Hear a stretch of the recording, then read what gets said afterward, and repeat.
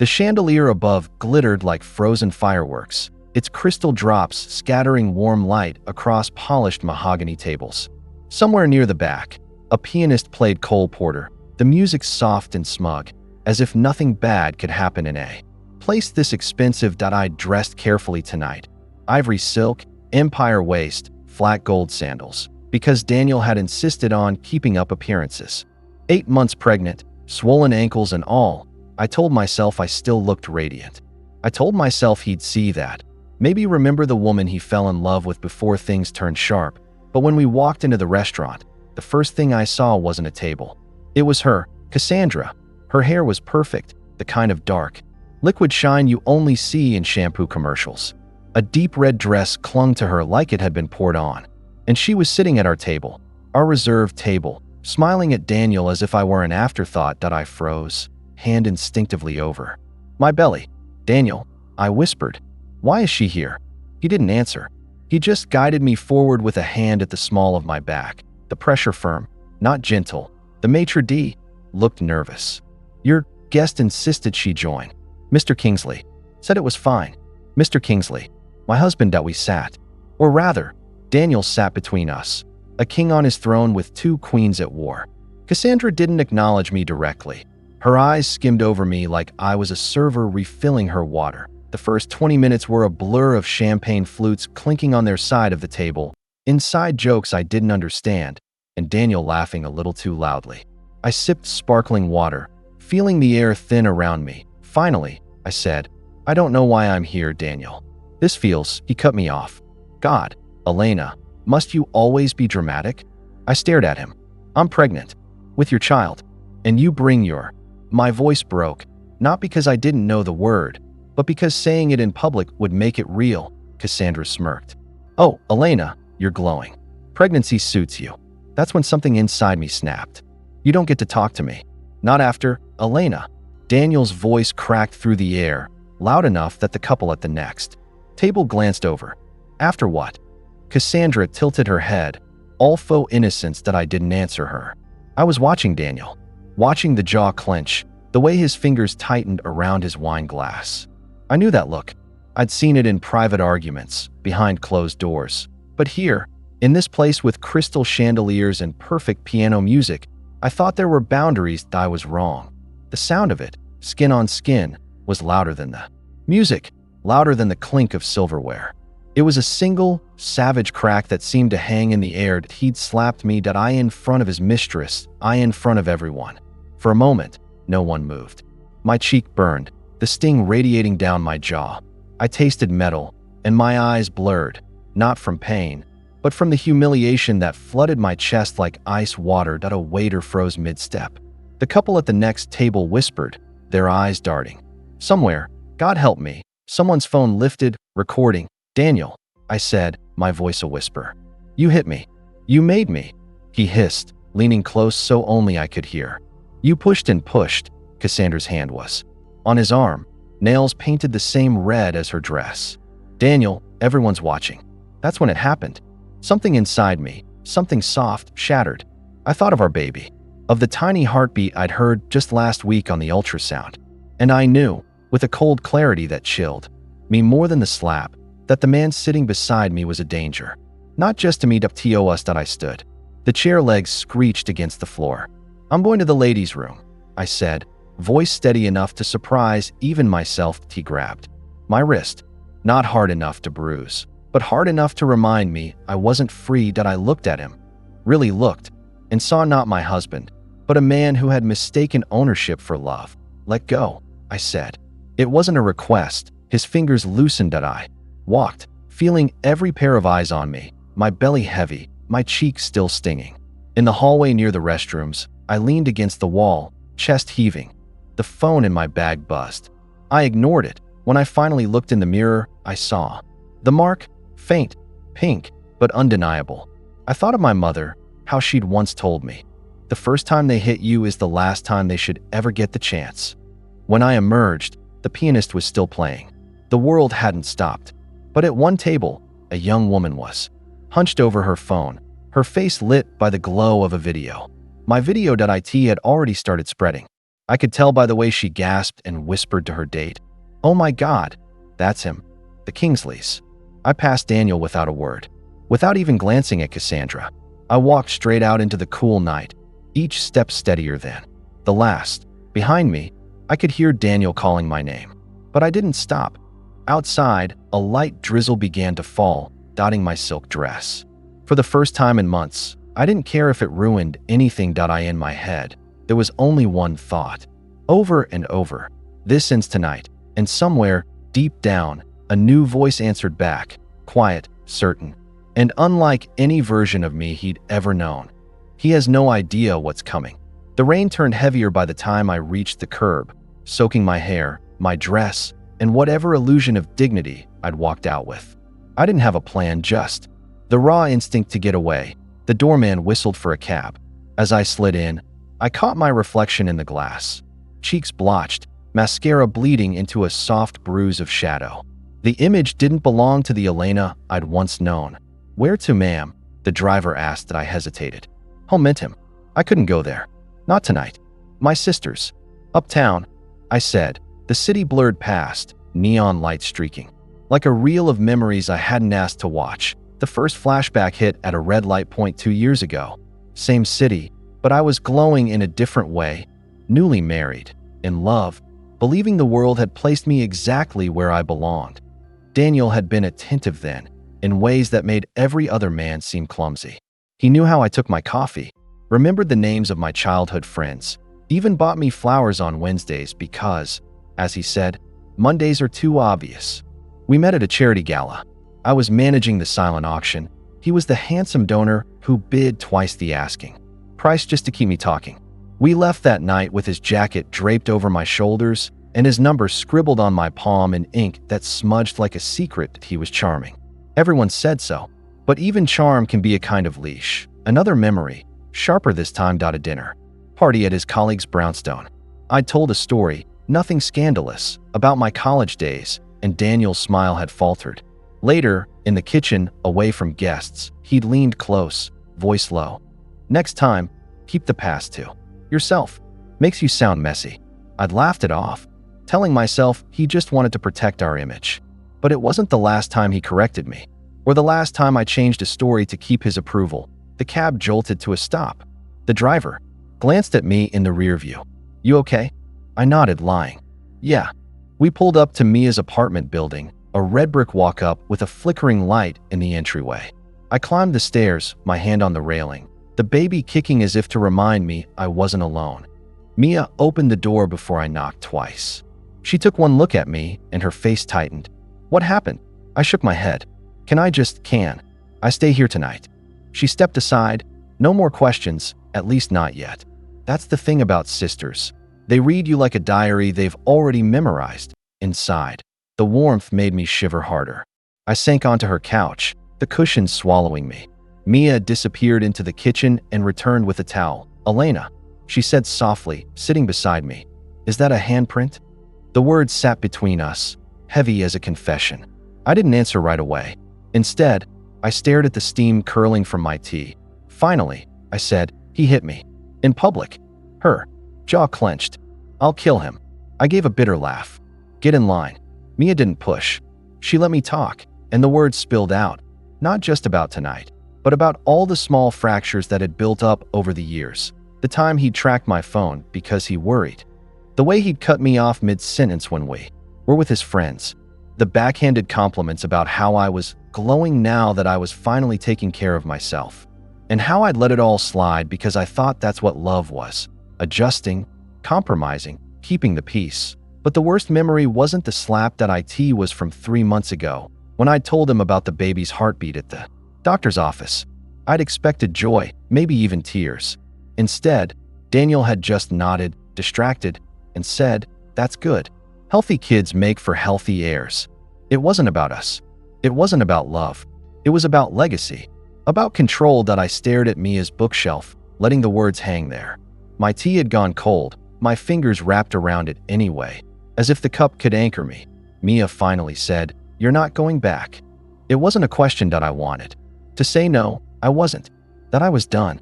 But Daniel had a way of twisting reality, of making me feel like the problem. He'd call, apologize, send flowers, cry even, and I'd remember the man from the gala instead of the man in the restaurant. He was dangerous like that. Mia leaned forward. We can call someone. A lawyer. Tonight. I shook my head. It's late. She gave a small, sharp smile. Not for the right lawyer. That's when she mentioned Sylvia Chan, a name that even I'd heard whispered among the city's social circles. A woman who didn't just win cases, she dismantled empires. Mia pulled out her phone. I'll text her assistant. You're not walking into tomorrow with this hanging over you. As she typed, I let myself sink into the couch, the tension in my body replaced by something new. Not relief. Not yet. But a flicker of possibility that I thought about the video, how it was probably already bouncing around social media, each view another crack in Daniel's perfect image. For once, I didn't feel panic about being exposed. I felt leverage. When Mia handed me her phone, Sylvia's number already dialed. I hesitated. You're sure? I asked that Mia's gaze was steady. He crossed a line. Call her. I pressed the phone to my ear. On the third ring, a low, calm voice answered. This is Sylvia Chan. And just like that, the night shifted. Tell me everything, Sylvia Chan said, her voice low and unhurried, like she'd already cleared the rest of her night for me. That I was still on Mia's couch, wrapped in one of her oversized hoodies, legs tucked under me. My hand drifted over my belly as I told the story. Tonight, the slap, Cassandra's smirk, the rain, the cab ride that I didn't spare details. I even told her about the phone I'd seen lifted, recording the moment. Sylvia listened without interrupting. The faint scratch of a pen on paper, the only sign she was taking notes. When I finally stopped, the silence on the line felt loaded. First question, she said. Do you want a divorce? The word landed like a stone in my chest. Divorce. Out loud. Yes, I said. My voice didn't shake. And I want to make sure he can't touch me, or our child, ever again. Second question, Sylvia said. Do you want him broke, embarrassed, or both? A pause. Both. I could almost hear her smile. Good. We start now. Mia mouthed what she's saying. From across the room, I held up a hand, still listening. I'm filing an emergency petition to freeze all marital and joint assets. Tonight, Sylvia said, her tone brisk, businesslike. If we move quickly, by the time he wakes up, he won't be able to withdraw a cent. Tonight? It's past midnight. She gave a short laugh. Courts don't close for people like your husband. Wealth is a 24-hour game, and so is taking it away. I sat up straighter. What do you need from me? Bank account details, property addresses, any documentation you've got, prenup, tax returns, emails where he references money, transfers. And Elena, her voice softened just slightly. I need you to tell me where he hides the skeletons. Affairs, fraud, business lies. Anything you've seen and dismissed. We use all of it. The next hour was a blur. Mia and I dug through the folder I'd brought from our apartment months ago when I'd stayed at her place for a weekend. It was stuffed with important papers I'd never really looked at until now. Daniel's tax filings, property deeds for houses in the Hamptons and Aspen, bank statements from an account in the Cayman Islands I'd once asked about and been told, that's for business, you wouldn't understand.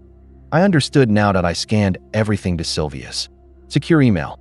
She responded in real time, her short messages reading like military orders. Got it. Forwarding to paralegal. Pulling corporate filings now. Send me his company registration ID'd AT1:17 a.m. Sylvia called back. I filed the petitions. He's locked out of everything joint and frozen from touching your share of his corporate accounts. He'll try to call his lawyers when he wakes up. By then, the restraining order will be served. The words washed over me like a strange kind of adrenaline. Restraining order? I asked. For you and the baby, she said. Based on the assault, plus evidence of ongoing emotional abuse. You'll be protected before sunrise. I exhaled slowly. Go to bed, Sylvia said. Tomorrow, he'll panic. That's when he'll make mistakes. You just need to hold the line. I didn't sleep. I lay awake on Mia's pull-out sofa, the baby shifting under my palm. My mind kept looping back to Daniel's face at the restaurant. How sure he'd been of his power. How quickly he'd defaulted to violence when challenged. I thought about the woman I'd been when I met him. How I'd mistaken his possessiveness for passion, his wealth for safety. By dawn, The city was a pale gray watercolor outside the window. Somewhere uptown, Daniel was still asleep, probably with Cassandra beside him. I almost smiled at the thought. Of his morning. At 6:48 a.m., Mia's phone buzzed. She handed it to me. "It's Sylvia." I answered. "Package delivered," she said simply. Cut to him. Daniel, waking to find his American Express declined when ordering breakfast. Bank calling to confirm unusual activity and informing him his accounts were inaccessible. Lawyers leaving messages saying the word injunction more than once. He'd be pacing, shouting, demanding answers. Cassandra's silk robe trailing behind her as she poured coffee, watching her meal ticket unravel. And then, bang, there'd be a knock at his door. A uniformed officer serving him the restraining order. I closed my eyes and let myself breathe in the quiet of Mia's apartment. For the first time in years, I didn't feel cornered. Not yet free, but no longer prey. This was just the opening move. And Daniel had no idea how many more I had planned. Daniel, 7:14 a.m. The morning sun poured through the penthouse windows, gilding everything in that soft, arrogant light that made Daniel feel like the city was his. He padded barefoot across the marble floor, scratching his jaw, Cassandra's perfume trailing faintly from the bedroom. His phone was already buzzing. 3 missed calls from his banker. He ignored them. "Coffee first," he muttered, grabbing his wallet from the counter. Except the moment he tapped his Amex on the machine at the corner cafe, the cashier gave him a polite, pained look. "Sorry, sir. It's declined." Daniel blinked. "Run it again." Same message. Declined. A coil of irritation tightened in his chest. He swiped his phone, calling his banker. "Mark, what the hell's going on?" "My card, Mr. Kingsley." Mark's voice was careful, almost rehearsed. "There's been a freeze on all your joint and personal accounts pending a court order." Daniel's jaw clenched. "What court order?" "It was filed overnight." Overnight. That he already knew. Elena, 7:22 a.m. I was at Mia's kitchen table, sipping tea while my phone lit up with news alerts. My name wasn't in the headlines yet, but the gossip sites were buzzing about an explosive incident involving a high-profile investment mogul and his pregnant wife. Sylvia had texted me earlier, "Ignore the noise. We're still moving." I liked the "we." Mia slid a plate of toast toward me. "Eat something. Starving yourself isn't going to make him suffer faster." I smirked, but my appetite was gone. All I could picture was Daniel discovering that his empire, his carefully guarded fortress of wealth, was suddenly full of locked gates. Daniel, 7:48 a.m. By the time he reached his office, the tension had calcified into something darker. His CFO was waiting, pale and sweating. "They froze everything, Daniel. The joint accounts, the corporate disbursement lines, even the trust transfers." And what?" Daniel snapped. "Your Cayman account. Someone tipped off the regulators. They're auditing." Daniel swore under his breath. He thought about Elena, her stubborn set of the jaw, the way she'd walked out last night without looking back. This wasn't her. She wasn't this smart, which meant someone was helping her. Sylvia, 8:06 a.m. from her corner office. Sylvia flipped through the judge's signed order with the satisfaction of a chess player watching the opposing king boxed in. The legal freeze was airtight. 3 jurisdictions for banks and 2 overseas entities. Daniel could try to wriggle through the cracks, but every move he made would alert her team. She hit speed dial. "Elena," she said when I answered, "your husband is currently pacing a very expensive office wondering how a pregnant woman beat him at his own game. Enjoy that image." I did. I really did. "Daniel, 8:41 a.m. The doorbell to the penthouse rang. Cassandra answered, her robe sliding off one shoulder, revealing too much annoyance for this early in the day. The uniformed officer stood there, envelope in hand. "Mr. Kingsley, you've been served." Daniel took the papers, scanning the words restraining order in bold at the top. His vision tunneled. Cassandra peered over his shoulder. "She's serious." He tore the papers in half and let them flutter to the floor. "She's making a mistake." But somewhere under the rage, a flicker of doubt whispered, "Or maybe you did." "Elena, 9:15 a.m. The first call from Daniel came while Mia was in the shower. Block number. I let it ring. The second time, I answered. "Elena," he said, voice taut. "We need to talk." "No," I said. "You need to talk to your lawyer. Don't do this. You don't know what you've started." I glanced at the documents Sylvia had sent me, pages of frozen accounts, seized transaction logs, and preliminary court dates. "Oh, Daniel," I said, calm as glass. "I know exactly what I've started." I hung up before he could reply. Sylvia, 10:32 at the courthouse. Sylvia met with a clerk she'd known for 15 years, sliding the latest motion across the counter. "This is for expedited discovery," she said. "I want full forensic access to his corporate accounts before the preliminary hearing." The clerk whistled low. "You're going for the jugular early." Sylvia smiled faintly. "The jugular is too merciful." Daniel, 11:05 late. Morning. Daniel had called every legal contact he had. Most were unavailable. The ones who did answer told him the same thing. Sylvia Chan had already staked the ground. No one wanted to cross her on a case this public. Even Cassandra was pulling away, scrolling through her phone and muttering about image issues. Daniel slammed his office door and stared out at the skyline. It had always felt like his kingdom. Today, it looked more like a cage.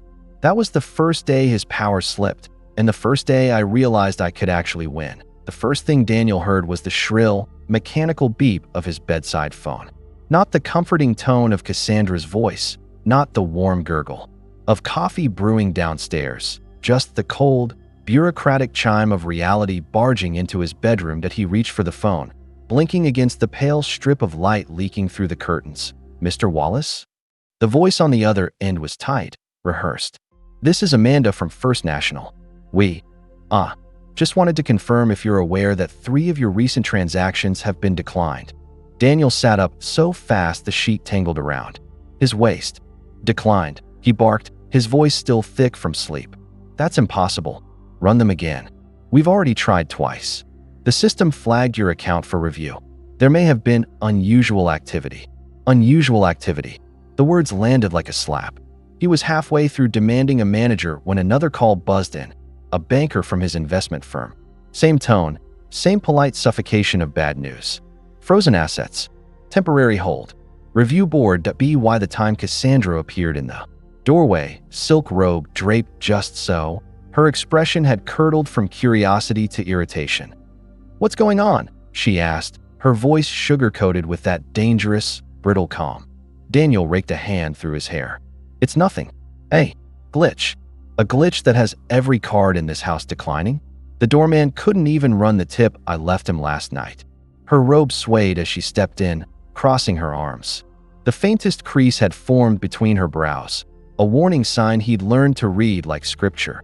"Cass," I said, "I'll handle it. Handle it," she repeated softly, like a dare. "You've been saying that for weeks. But now it's my brunch reservation, my shopping deliveries, my driver, your driver?" His voice cracked up an octave. "Do you think I'm doing this on purpose?" Cassandra's eyes chilled. "I think you've been distracted." "I think ever since that," she hesitated, biting the word back. "Woman reappeared. Our lives have been unraveling." Daniel turned away, yanking on his shirt with the gracelessness of someone already 2 steps from the door. "I'll fix it. Today." The air outside hit him sharp, like the world itself was conspiring to wake him up. His car, a midnight blue Bentley, purred to life, though the parking attendant gave him a look that suggested the tip would be awkward later. The drive to Elena's neighborhood felt like descending into another universe. Glass towers and marble lobbies gave way to narrow streets lined with weathered brick, where laundry swayed between balconies and the smell of frying onions clung to the air. He didn't knock when he reached her family's house. He pounded. The door creaked open to reveal Elena's father, his jaw tightening the instant he saw Daniel. "She's not here," the man said, already moving to close it. Daniel wedged his shoulder in the gap. "I don't care. I'm not here to see her. I want to know what games you people are playing. My accounts are frozen, my cards, but..." His voice died mid-sentence because movement caught his eye. 2 uniformed police officers stepping up behind him on the porch. "Daniel Wallace?" the taller one asked. "You've been served." One of them extended a folded paper. The kind of paper that changes the temperature of a room. Daniel stared at it, the letters blurring for a second before they snapped into cruel focus. "Restraining order." "You can't be serious," he said, looking from the paper to Elena's father, who stood silent, his expression unreadable. "It's serious," The officer replied. You're prohibited from contacting Ms. Elena Ruiz, approaching her residence, place of work. She lives here. Daniel's voice cracked. This is insane. She's the one who, sir, the second officer cut in. You'll need to step off the property immediately. Daniel laughed, but it was the wrong kind of laugh. Too sharp, too hollow. Do you know who I am? The first officer's eyes didn't flicker. Right now, sir, you're a man who's about to trespass. Back in his car, the paper trembled in his hands. He read it again and again, each time hoping the words would rearrange into something less humiliating. He wasn't used to being told no. He wasn't used to being small. Money had always been the scaffolding holding up his life. Without it, the gaps showed, the cracks in his control, the emptiness that power used to mask. Now he felt it in his chest, a slow, creeping terror. Not of bankruptcy, not even of Cassandra's wrath, but of this new, alien sensation, powerlessness. His phone buzzed again. Cassandra. He didn't answer. Instead, he started the engine, gripping the wheel until his knuckles whitened. He needed a plan. He needed control back. And someone, Elena, her father, whoever, was going to regret making him feel like this. They always say a house of cards doesn't crumble slowly. It collapses all at once. That Daniel's life was starting to tilt.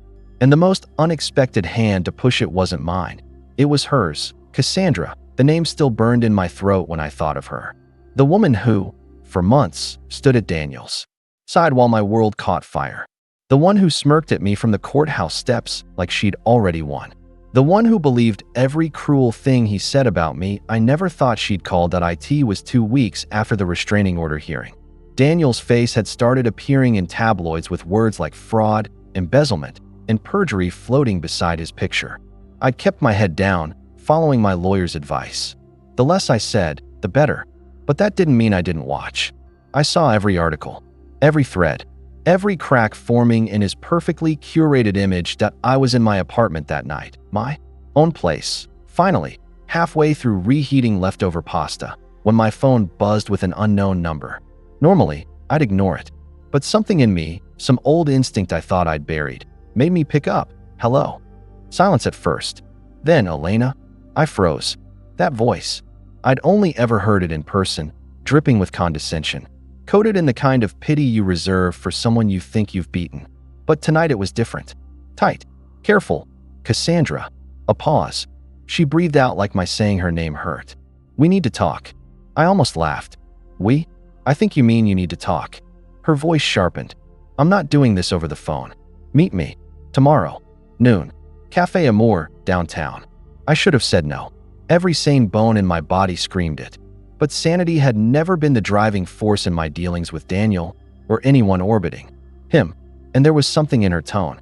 Not arrogance. Not victory. Something close to fear. The next day, I walked into the cafe 5 minutes late. Deliberately. I wanted her to wait. She was already there, tucked into the corner booth, sunglasses on despite the dim lighting. I slid into the seat opposite her without a word. You look good, she said, and I stared. I didn't come here for compliments. Her jaw tightened. She removed her glasses. The Cassandra I remembered had eyes like polished steel. Today they looked unsteady. I made a mistake, she said finally. I laughed, an ugly, surprised sound. Which one? Sleeping with my husband, helping him humiliate me in court, or pretending you were somehow better than me while he whispered the same lies? To both of us.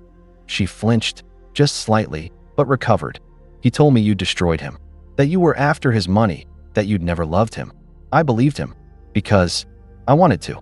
That makes 2 of us. My voice was colder than I felt. She looked around, making sure no one was listening. Then she leaned in. He promised me security, a trust fund, a property portfolio, the works. Said I'd never have to work again. Let me guess, none of it exists. Her lips pressed into a thin line. Not anymore. Turns out I wasn't the only one he was lying to. There's nothing left, Elena. Not for you, not for me.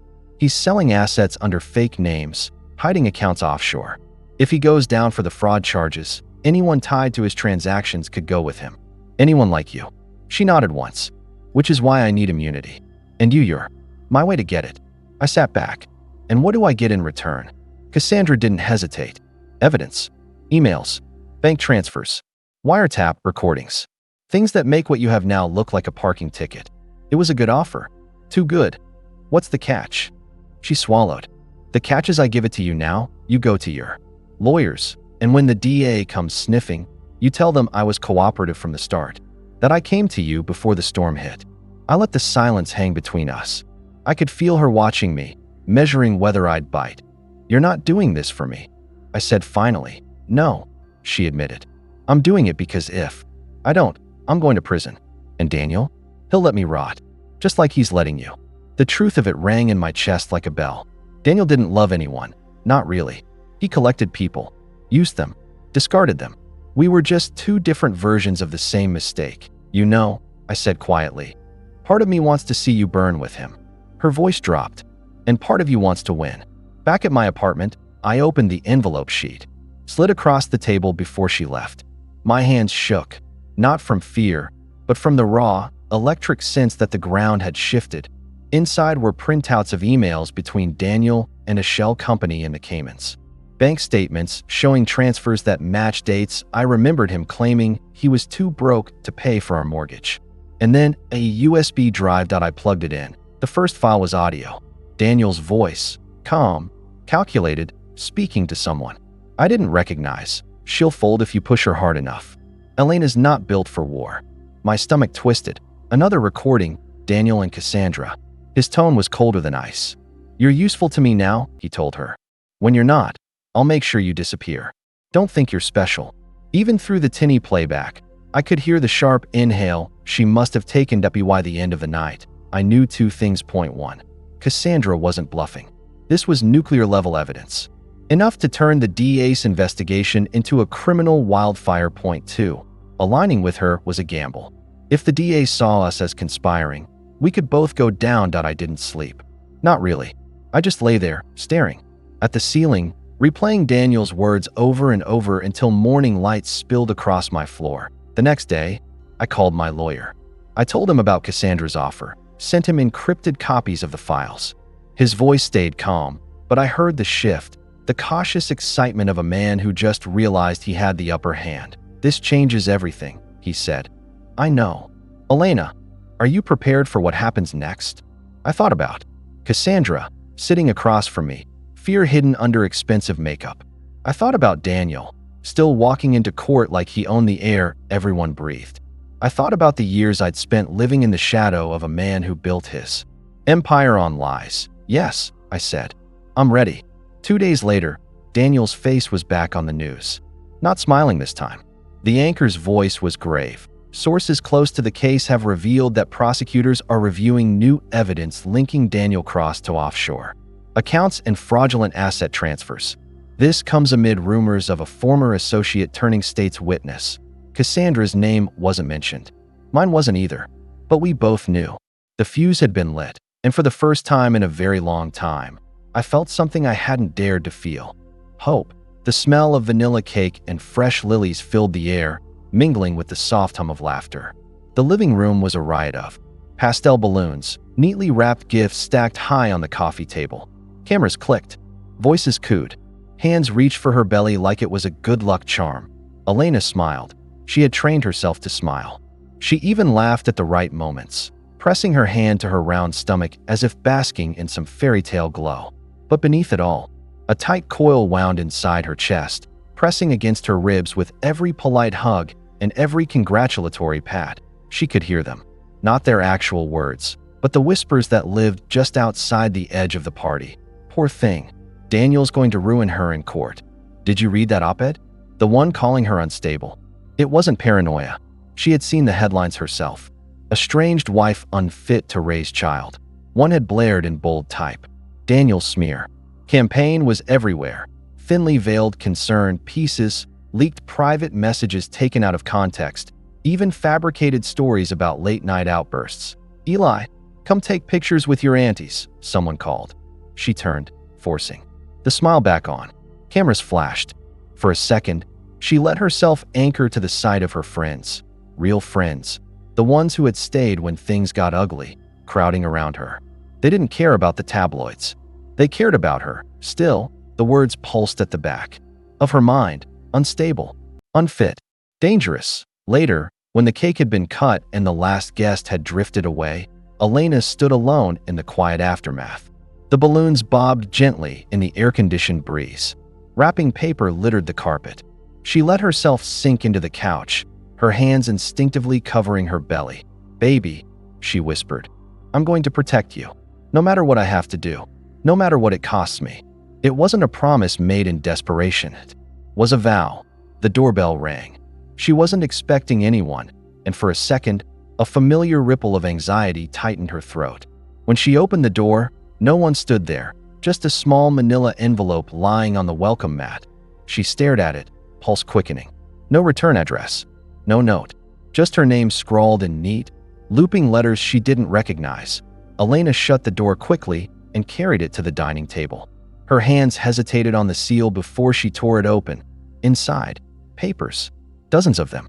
Bank statements, scanned contracts, offshore account records, a USB drive, and on top, a single sheet with handwriting in black ink. He lied to both of us. Make him pay. See, Cassandra. Elena sat back, staring at the pile. She hadn't heard from Cassandra directly since the day everything blew up. She had been the other woman, Daniel's smug accessory in designer heels and a perfume trail, and Elena had hated her with an almost physical force. But as her eyes moved over the documents, hate gave way to something sharper. Offshore accounts in the Caymans. Wire transfers to shell companies. Charitable funds redirected into personal investments. Fraudulent deal memos signed in Daniel's hand. Proof. Her breath caught. This wasn't gossip or suspicion. This was hard evidence. Enough to not just win in court, but to end his career, to dismantle the fortress he had built around himself. She scrolled through the files on the USB drive. There were recordings, too. Daniel's voice, low and irritated, discussing how to keep both women in line without paying more than necessary. Her stomach turned by the time the knock came that evening. She had already gone through the entire packet twice. "Can I come in?" Cassandra's voice was quieter than Elena remembered. Elena opened the door slowly. "Why now?" Cassandra stepped inside, her usual sharpness dulled. She looked tired. "Because I thought he'd protect me. He said I'd be taken care of. Same thing he told you, I'm guessing." Elena crossed her arms. "And now you know he's a liar." "I knew he was a liar," Cassandra said, almost bitterly. "But I thought I was the exception. Turns out, I was just the next one in line." Silence stretched between them. "What do you want?" Elena asked finally. "Immunity. If this goes to trial, I don't want to be dragged down with him. That's the deal. You use this, you burn him to the ground, but you don't burn me." Elena studied her. The woman who had been her enemy now stood in her living room, offering her the key to Daniel's destruction. "Why should I trust you?" "You shouldn't," Cassandra admitted. "But this isn't about trust. It's about survival. Yours, mine, and your kids." After she left, Elena sat in the dim kitchen, the documents spread before her like a chessboard. Her mind replayed the smear headlines, Daniel's voice in those recordings, the way his lawyers had smirked across the mediation table. She had been on the defensive for months, always reacting, always countering lies with fragile truths that never seemed to stick. But now she had teeth. Her phone buzzed, a message from her lawyer. "Trial strategy meeting tomorrow at 9. We need something big to turn the tide." Elena typed back, "I have something." That night, she stood by the crib in the corner of her bedroom. She traced her fingers over the smooth wooden edge, imagining tiny hands gripping it, a little face peeking over. She thought of Daniel's smear campaign, of strangers calling her unstable, of Cassandra's weary voice saying, "It's about survival." "Baby," she whispered again, her voice steady this time. "I'm going to end this before you ever know what it feels like to be afraid of him." For the first time in months, the tight coil in her chest loosened, because this wasn't just about survival anymore. It was about victory. The courthouse was already humming when I arrived. A dull, electric hum, reporters whispering into microphones, camera shutters clicking, the echo of dress shoes on marble floors. Even the air felt charged, thick with anticipation. I could feel it clinging to my skin like humidity. Inside courtroom 12, every seat was taken. Strangers sat shoulder to shoulder, clutching notepads, craning necks for a better view. They weren't here for justice. They were here for the spectacle. Daniel was already seated at the defense table, flanked by his high-priced legal team. He wore a navy suit so sharp it could cut glass, but the effect was dulled. His eyes were glassy, his jaw tight. When his gaze slid to me, I held it. Calm, centered. The quiet defiance of a woman who knows the truth is finally standing behind her. I took my seat beside Sylvia. She didn't look at me. She never did in these moments. She was scanning the jury, reading their faces like an open book. The judge entered. All rise. We rose. And then the trial began. Morning session, Sylvia's opening strike. Sylvia rose first. She was wearing a charcoal gray suit and the kind of pearl earrings that said "I don't bluff." "Your Honor, ladies and gentlemen of the jury," she began, her voice low but commanding. "This case is not about one failed marriage. It's not about gossip or scandal or tabloid headlines. It's about a man who built an empire on lies and destroyed lives to keep it standing." Her tone sharpened. "We will prove that Daniel Whitmore siphoned millions from charities meant to feed children and shelter the homeless. We will prove he laundered money through offshore accounts. And we will prove that the same man who manipulated his finances manipulated the women in his life, erasing their security, their stability, their dignity." I could feel the jury leaning in. Sylvia nodded toward me. "The plaintiff, Elena Whitmore, is here today not to seek revenge, but to seek truth. And truth," she said, her voice slicing through the stillness, "is non-negotiable." Daniel's turn. His attorney, Paul Keating, stood, suave, smug, with the confidence of a man who believed the law was just another chessboard. "Ladies and gentlemen," he began smoothly, "you're going to hear a lot of stories. Some true, some exaggerated, and some designed to destroy my client's reputation. The prosecution will attempt to paint Daniel Whitmore as a monster. But the truth? He is a husband who provided, a philanthropist who gave generously, a businessman who created opportunity for thousands." A subtle jab. Philanthropist. The very image Sylvia was about to dismantle. The first blow. Cassandra takes the stand. When Cassandra entered, the room shifted. She looked different, less polished than I remembered, her hair pulled back, her makeup understated. Gone was the woman who once dripped with smug assurance. She walked to the witness stand with the careful steps of someone approaching a firing squad. Sylvia approached, her voice deceptively gentle. "Ms. Rivers, could you please state your relationship to the defendant?" Cassandra cleared her throat. "I was involved with him, romantically, for about 3 years. And during that time, did Mr. Whitmore make you certain promises?" Cassandra's jaw tightened. "Yes, financial security, a property in my name, long-term support. And did he fulfill those promises?" Her voice was a whisper. "No." Sylvia slid a file onto the podium. Exhibit 27. She opened it, revealing bank statements, wire transfers, and a ledger that looked like it had been bled on by a red pen. "Ms. Rivers, can you explain to the court what these documents show?" Cassandra's voice grew steadier. As she spoke, "They show multiple accounts, offshore, used to funnel money from charities into private holdings. Money Daniel told me was coming from legitimate investments." "And how do you know this?" Sylvia pressed. "Because I helped him set some of them up." The gallery gasped. Even the judge's brow lifted a fraction. Keating's cross-examination. Paul Keating rose with the precision of a viper. "Ms. Rivers," he began silkily, "you're admitting, under oath, to participating in these alleged transactions. Is that correct?" "Yes. And yet, you're here testifying against my client." "What?" Her eyes flicked toward me, just for a second, before locking back on Keating. "Because he lied to me. About everything. And because I won't go down for him." Keating's mouth twitched. "Or perhaps because you were offered immunity by the prosecution?" A murmur rippled through the courtroom. Cassandra's chin lifted. "Yes, I was. And I took it.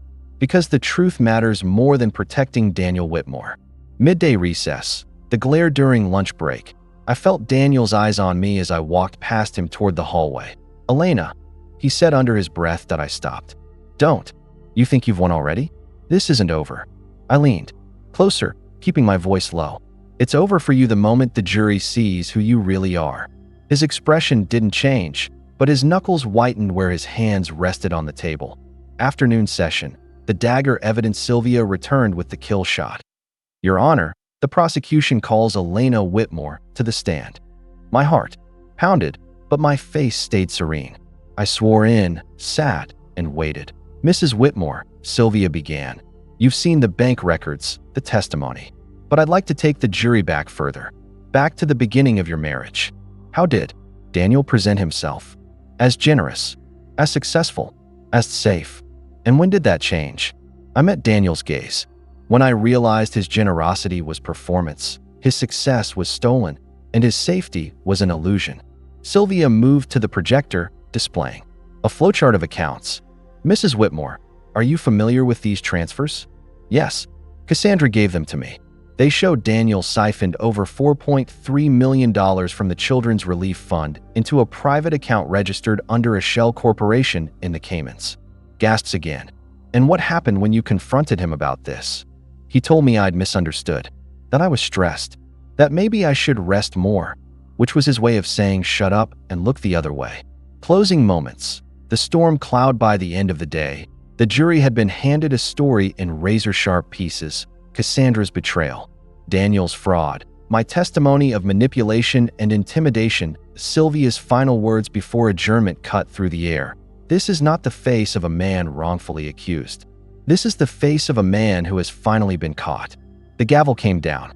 Court adjourned. As we stood, Daniel turned just enough for me to see the flicker of something in his eyes. Fear. Not of losing money, not of losing face, but of losing control. And in that moment, I knew the verdict would not just decide his fate. It would decide mine. The jury filed back into the courtroom with a stillness that made the air heavy. Even the creak of the benches sounded muted, as if the building itself was holding its breath. Elena sat between Sylvia and a quiet, watchful court officer, her hands resting on her belly. The child inside her shifted, as if sensing the tension. The four-person rows on the count of fraud, guilty on the count of financial misconduct, guilty on the count of domestic abuse. Guilty, the words struck in sequence, 3 clean blows. Across the aisle, Daniel's jaw barely moved, but the flicker in his eyes betrayed something primal. He didn't look at the judge. He didn't look at Sylvia. He didn't even look at the court stenographer, who had been his unwanted audience for weeks. He looked at Elena. It wasn't the glare she remembered from the night she'd left him. It was colder now, stripped of fire, like the dying glow of embers that had burned too long without fuel. For years, he had been the sun in his own universe, untouchable. Now, in a few curt syllables, the court had shut down his orbit. Judge Halvorson's voice was even. Mr. Kane, you will be remanded into custody pending sentencing. All known assets are hereby frozen, seized where applicable. The rustle of reporters scribbling and typing filled the chamber like a swarm of insects. Cameras clicked in the hallway beyond. Elena's heartbeat was a slow drum, steady and deliberate.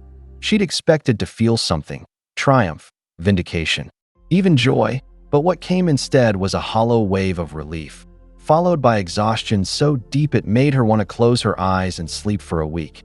Outside, the courthouse steps were a gauntlet. Microphones lunged at her like steel flowers blooming too quickly. Elena, do you feel justice has been served? What message do you have for victims of abuse watching this today? Were you surprised by the guilty verdict? Sylvia's hand pressed against her elbow, steadying her. Keep walking, she murmured, her tone almost maternal. Flashes erupted in white bursts. The press had been circling for months, giving her nicknames in their headlines. The pregnant widow of Wall Street, the scorned heiress, the woman who brought down a king. She'd stopped reading the articles weeks ago. She wasn't a symbol. She was a survivor who had done what she needed to stay alive. Halfway down the steps, a woman she didn't know called out, "You saved more people than you'll ever meet." The words hit harder than any question. Elena didn't turn, but she felt her throat tighten. Cassandra was nowhere in sight.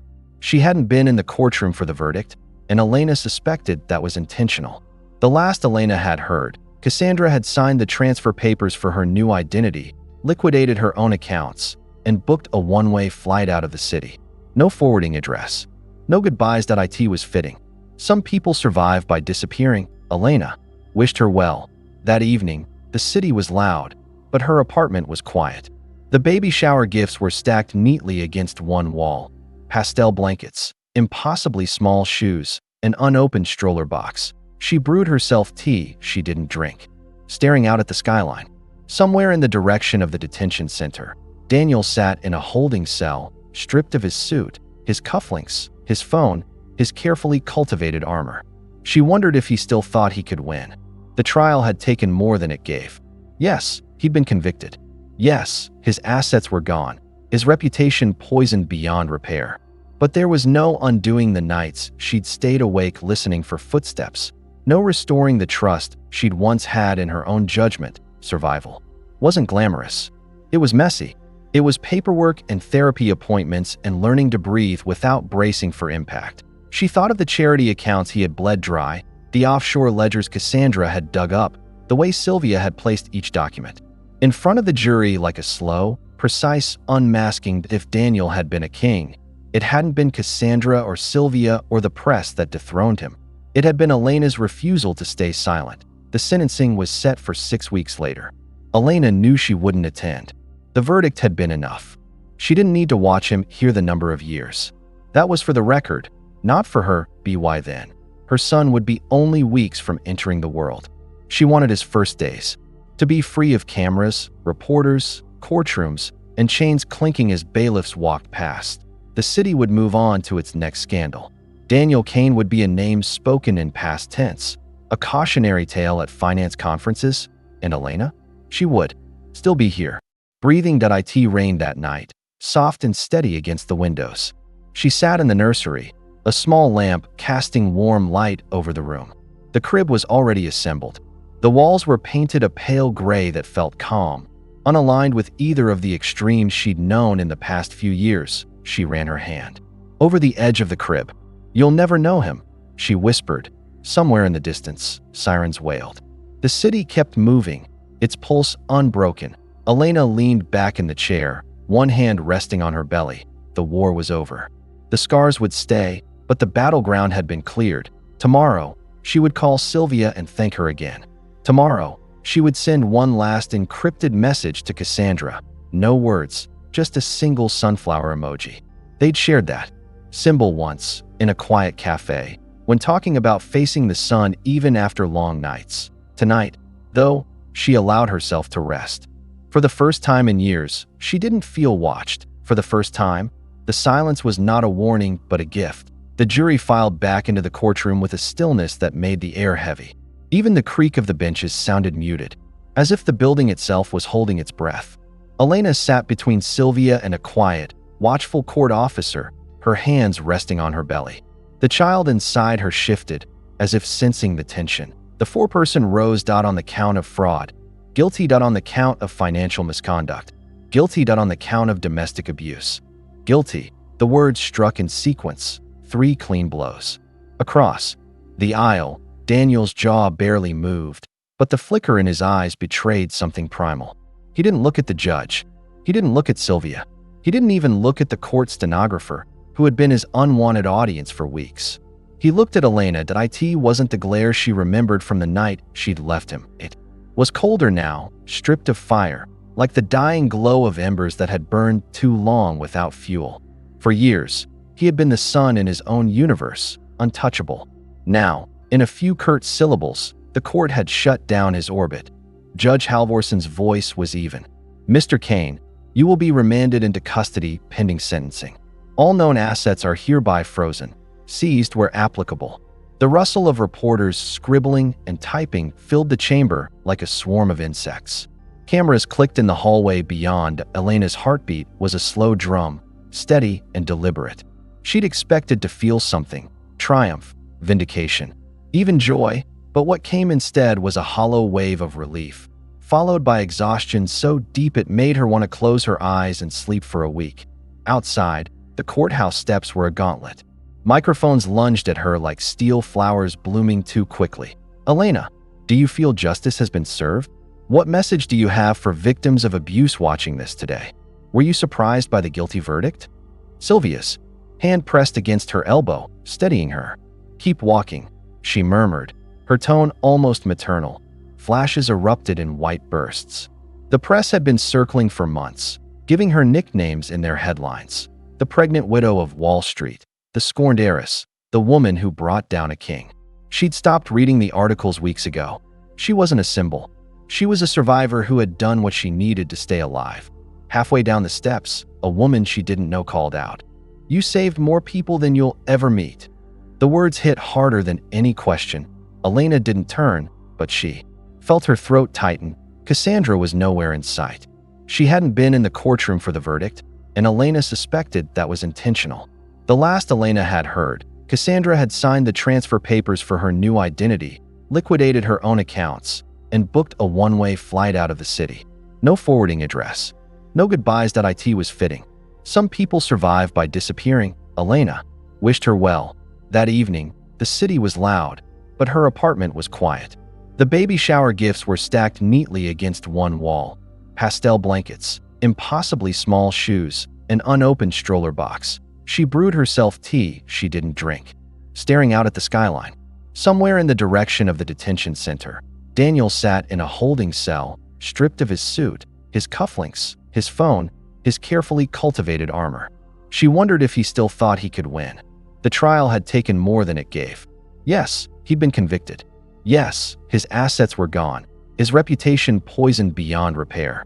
But there was no undoing the nights she'd stayed awake listening for footsteps, no restoring the trust she'd once had in her own judgment. Survival wasn't glamorous. It was messy. It was paperwork and therapy appointments and learning to breathe without bracing for impact. She thought of the charity accounts he had bled dry, the offshore ledgers Cassandra had dug up, the way Sylvia had placed each document in front of the jury like a slow, precise unmasking. If Daniel had been a king, it hadn't been Cassandra or Sylvia or the press that dethroned him. It had been Elena's refusal to stay silent. The sentencing was set for 6 weeks later. Elena knew she wouldn't attend. The verdict had been enough. She didn't need to watch him hear the number of years.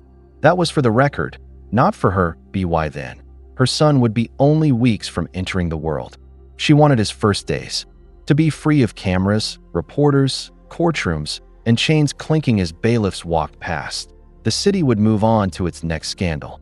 Daniel Kane would be a name spoken in past tense, a cautionary tale at finance conferences, and Elena? She would still be here. Breathing. It rained that night, soft and steady against the windows. She sat in the nursery, a small lamp casting warm light over the room. The crib was already assembled. The walls were painted a pale gray that felt calm, unaligned with either of the extremes she'd known in the past few years. She ran her hand over the edge of the crib. "You'll never know him," she whispered. Somewhere in the distance, sirens wailed. The city kept moving, its pulse unbroken. Elena leaned back in the chair, one hand resting on her belly. The war was over. The scars would stay, but the battleground had been cleared. Tomorrow, she would call Sylvia and thank her again. Tomorrow, she would send one last encrypted message to Cassandra. No words, just a single sunflower emoji. They'd shared that symbol once, in a quiet cafe, when talking about facing the sun even after long nights. Tonight, though, she allowed herself to rest. For the first time in years, she didn't feel watched. For the first time, the silence was not a warning, but a gift.